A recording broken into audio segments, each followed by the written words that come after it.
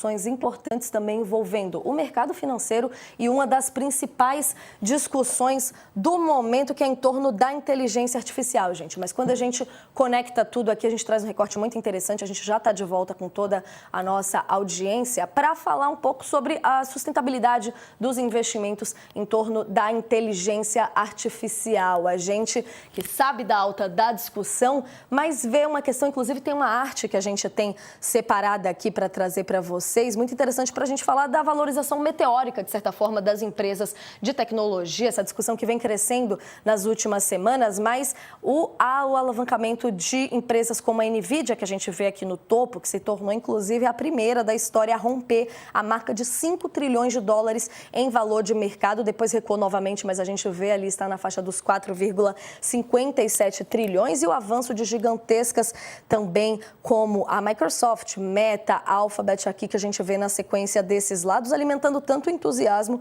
quanto a preocupação de investidores. De um lado dessa discussão, a gente tem analistas alertando para os riscos de uma possível bolha no mercado financeiro dentro da discussão da inteligência artificial, já que a gente tem essa expansão acelerada do setor, exigindo investimentos cada vez mais robustos e levantando dúvidas sobre a capacidade de a IA entregar os retornos prometidos a longo prazo. Há também quem defenda que essa trajetória é sustentada por fundamentos sólidos, mas a gente vê cada vez mais atores entrando nessa discussão. Inclusive, uma reportagem da Folha de São Paulo, que está em destaque aqui com a gente hoje, também traz um novo personagem para isso, que são os próprios CEOs da Big Techs, que têm se pronunciado cada vez mais e agora estão também reconhecendo, começando a se pronunciar mais sobre os riscos de existir uma bolha da inteligência artificial. Aqui eles trazem um recorte de uma entrevista do presidente do Google, Sundar Pichai, dizendo que, embora a alta no investimento em IA seja extraordinária, há sim alguma irracionalidade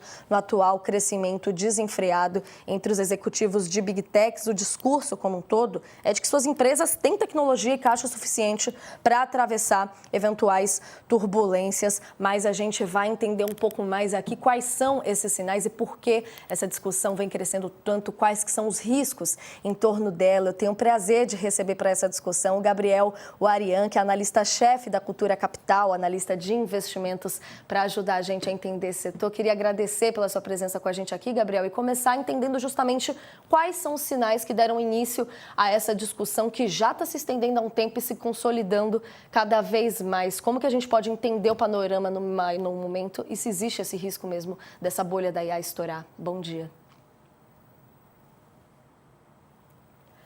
Acho que a gente está com um probleminha no áudio do Gabriel. Não sei se é só comigo aqui, mas a gente vai ajustando por aqui. Acho que agora foi, Gabriel, pode falar.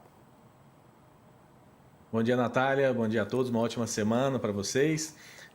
Vamos começar aqui falando sobre as IAs, que já é uma realidade para diversas empresas. Hoje, se você pegar as últimas notícias, 80% das empresas elas já estão buscando investir em inteligência artificial. Já tem 69% das empresas que que já investiram na IA, estão trabalhando com ela, já tem 80% de eficiência desse serviço, né, desse tipo de produto, já trabalhando. Então, isso já se torna uma realidade. Só que tem alguns poréns, né? Nós temos principalmente a parte de chip. Ela está praticamente, quem domina é NVIDIA e AMD, o que deixa praticamente duas empresas tomando conta da parte de chips, e que nós vimos que durante a pandemia nós tivemos alguns problemas com alguns equipamentos, né?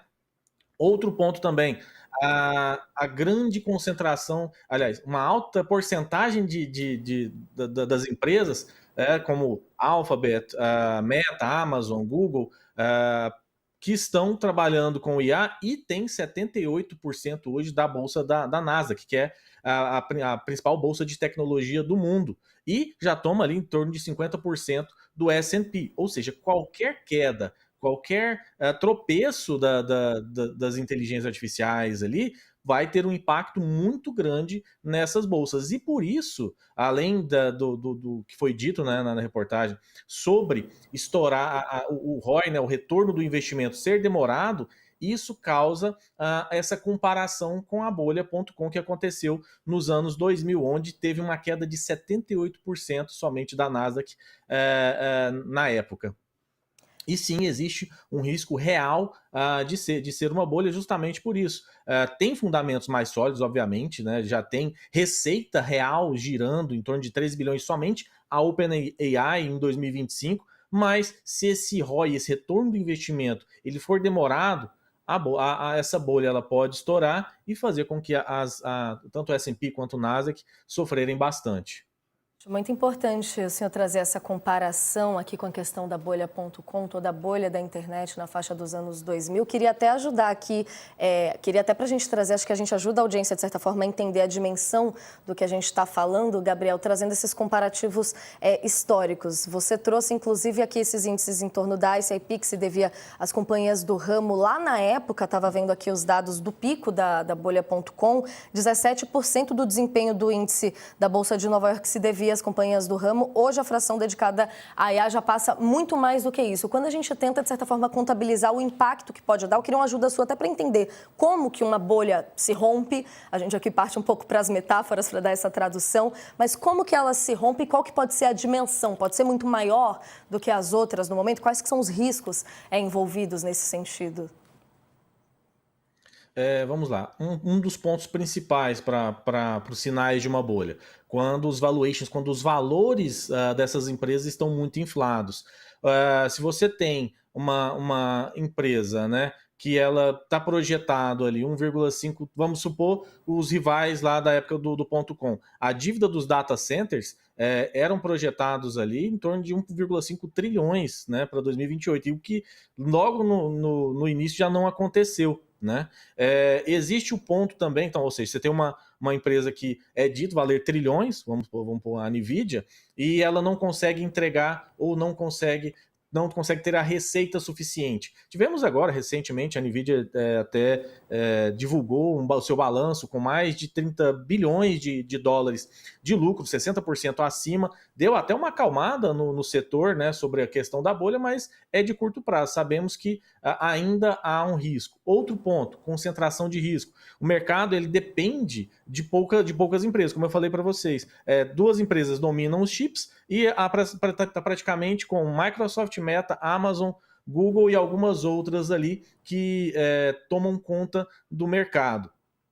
Outras situações, menores cortes de juros, o shutdown nos Estados Unidos pode ser um ponto aí que tenha dado prejuízo a essas empresas nesse período.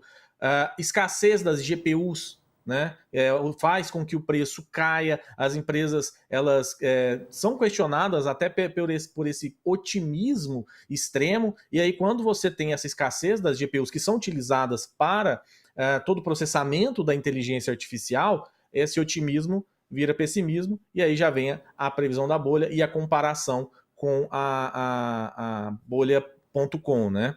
Só que tem alguns, obviamente, contrapontos, Natália.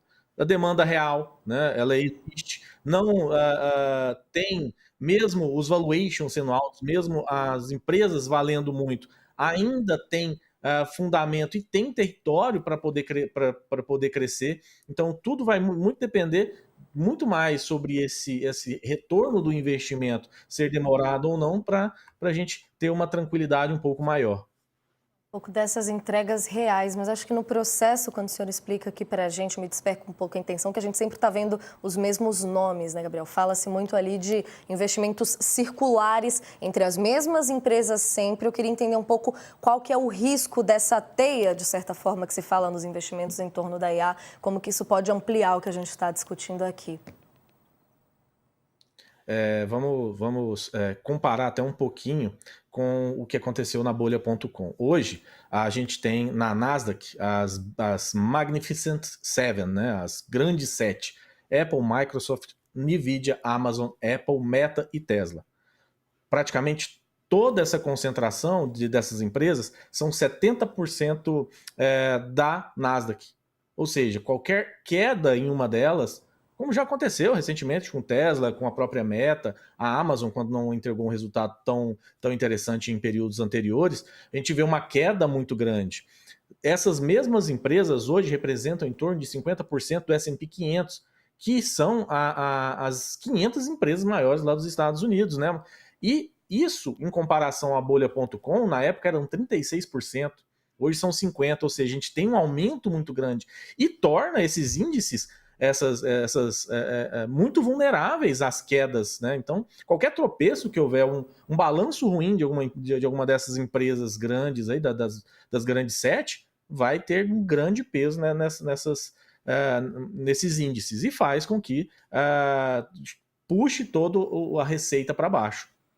Muita aposta, muita empolgação. A gente vê ali se vai haver, de certa forma, algum realinhamento de expectativas, né, Gabriel? Só bem rapidinho para a gente fechar aqui, se possível. Se esse cenário se concretizar, a gente vê aqui opiniões ainda divididas. Há um tempo ainda de se observar esse caminhar, mas ninguém passa ileso, né, de certa forma, uma vez que existe tanto investimento em A em todas as empresas hoje, de certa forma. Como que a gente pode medir esse impacto em termos até de setores que vão ser mais afetados ou não se uma eventual bolha estourar? Na verdade, na verdade, fica um ponto muito nebuloso. A gente faz essa comparação com as bolhas.com muito mais para alertar investidores e tudo mais para talvez diversificar os seus investimentos, diversificar os seus pontos ali e não focar sempre colocar todos os ovos numa cesta só, né? Nós ficamos muito à deriva para entendermos o que vem pela frente, quais são os próximos balanços, quais são os próximos resultados e o que elas vão gerar de resultado. E se realmente essas empresas estão com valuation, estão com valores realmente muito elevados.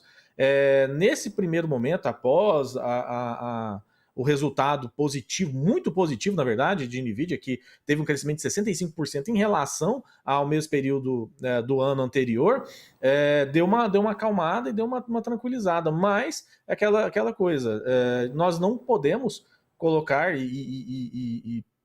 todo o nosso capital dentro de uma dessas empresas somente. O certo seria uma diversificação um pouco mais defensiva. Agora, quem tem investimento nas empresas, investimento pensando, né, como a inteligência artificial, como eu falei no início da reportagem, 69% das empresas que já que investiram em IA já têm 80% de eficiência, elas serão impactadas, mas conseguirão ali depois, com o tempo, driblar um pouco essa queda, porque isso vai mais para a questão de bolsa, para a bolha que a gente diz, né?